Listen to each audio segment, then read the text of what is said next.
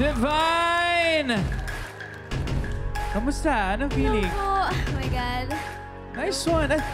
Sabi mo kanina, nanonood ka na ng The Clash. Tama ba? Si Samantha, si Jong, idol mo?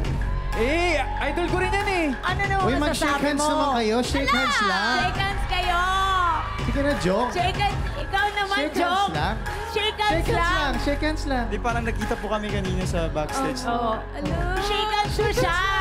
Na-start siya sa'yo. Thank you, Thank you.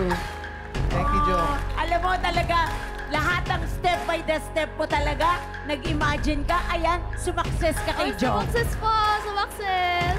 Thank you po. Clash band, ano po masasabi ninyo? Sige, ako muna. Divine, that was a very, very honest performance. Very sweet.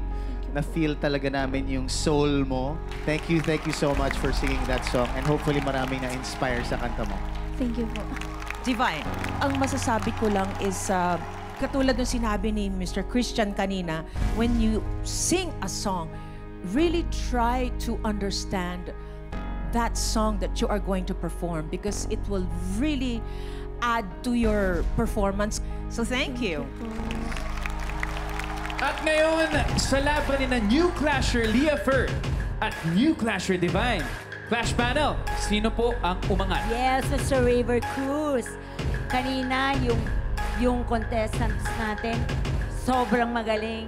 Etong pangalawa, sobrang magaling. Kailangan sa pangatlo, sobrang magaling dahil sobrang kirita ako pag hindi nangyari yan.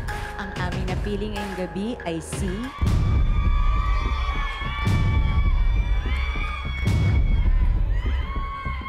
Leah Ferd.